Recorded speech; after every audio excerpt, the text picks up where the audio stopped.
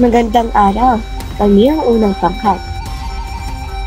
Alam niyo ba, ang manunulat ay nagbigay diin sa mga suliranin at kaapihan na naranasan ng mga Pilipino sa ilalim ng pamumuno ng mga Kastila. Ang nobela ay nagpapakita ng mga pangyayari at karanasan ng mga tauhan na naglalarawan ng masalimuot na kalagayan ng lipunan noong panahong iyon.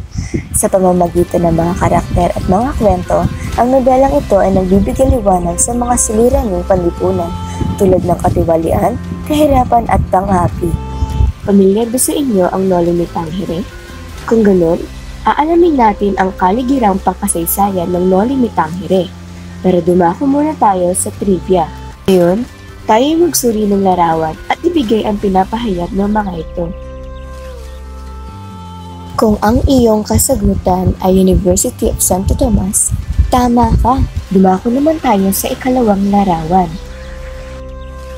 Kung ang inyong kasagutan ay kawalan ng katarungan, tama ka. Dumako naman tayo sa ikatlong larawan.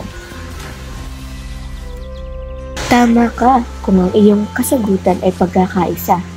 Ngayon, dumako naman tayo at alamin ang kaligirang pangkasaysayan ng Noli Me Tangere. Ang Noli Me Tangere ay kauna-unahang nobelang naisulat ni Jose Rizal nang nagdadalawamput-apat na taong gulang pa lamang siya. Ito ay nanggaling sa lengguwahe na Latin na ang ibig sabihin sa Tagalog ay huwag mo kong salingin o hawakan. Sa Ingles naman ay touch me not. Mahango ito sa Biblia sa Ebanghelyo ni San Juan Bautista. Itinulad niya ito sa isang bulok na lipunan na nagpahirap sa buhay ng tao. Ang nobela ay isinulat ng wikang Kastila upang maging mabisang paraan sa paghihimagsik laban sa mga nananakop na Kastila. Ang naging inspirasyon ni Jose Rizal sa pagsulat ng unang nobela ay ang nabasa niyang aklat na The Wandering Jew, Uncle Tom's Cabin at ang Biblia. Inilathala ng unang nobela noong 26 na taong gulang siya na nagresulta ng instrumento sa mga Pilipino sa pagkakilanlan ng bansang Pilipinas. Sa simula ng pagsulat ng nobelang Noli Me Tangere ay maraming pagsubok ang nangyari bago ito mailimbag. Una dito ang pagbalak na maibahagi ang nobela sa ilang kababayan para makasulat na makakabatid sa uri ng lipunan sa Pilipinas at pagsamahin upang makabuo ng isang nobela. Ngunit hindi ito na isa katuparan, kaya mag-isa niya itong sinulat na walang tulong. Ipinaliwanag niya ito sa matalik niyang kaibigan na si Dr. Ferdinand Blumentritt, ang dahilan ng pagsulat ng nobela sa pamamagitan ng liham. Bago matapos ang taong 1884 o 1884, ay natapos niya ang kalahati ng nobela. Sinimulan niya ito sa Madrid habang nag-aaral siya ng medisina. Nagpatuloy ang pagsulat nito sa Paris. Natapos naman niya ang huling ika-4 na bahagi ng nobela sa bahay sa Berlin sa Alemanya noong Pebrero 21 taong 1887 o 1887. Inilaan ni Vicente Velasco Ibanez na isang bantog na manunulat. Natapos si Jose Rizal ng walang sapat na halaga upang maipalimbag ito.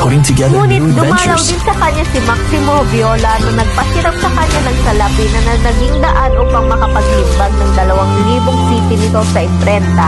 Si Jose Rizal ang gumawa ng pabala sa kanyang nobela.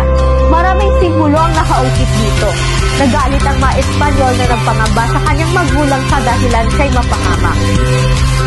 Ngunit inibig niyang bumalik sa Pilipinas upang maoperahan ang ina niya na lumalala ang labo ng mata. Mabatid ang dahilan bakit hindi tinilbo ni Leonor Rivera ang kanyang sulat at ibig malaman ang bisa ng kanyang nobela sa bayan. Umalis si Rizal sa Maynila noong ika-3 ng Pebrero, 1888 or 1888. Sa kanyang pag-alis, nakapunta siya sa 6 na bansa. Habang siya ay nasa ibang bansa, nakaukol siya sa pagsulat ng mga tugon sa mga tuligsa umaatake sa kanya. Sino ang matalik na kaibigan ni Dr. C. Rizal? Sagot, Dr. Ferdinand Blumentritt. Ano-ano ang mga aklat na naging inspirasyon ni Rizal para isulat ang kanyang unang nobela? Sagot, The Wandering Jew, Uncle Tom's Cabin, at ang Biblia.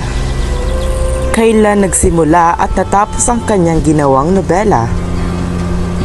Sagot, bago matapos ang taong 1884 hanggang Pebrero 21, 1887.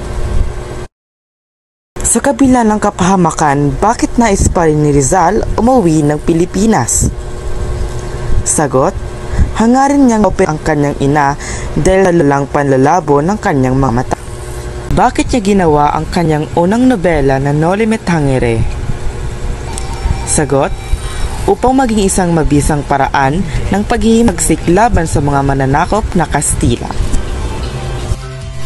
Talagang maraming unos ang pinagdaanan ni Jose Rizal, subalit ang kapalit naman nito ay pananatili sa puso ng mga Pilipino kanyang kabayanihang nagawa para sa bayan.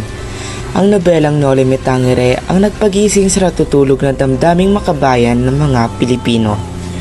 Muli, kami ang unang pangkat, naway may natutunan kayo sa aming presentasyon.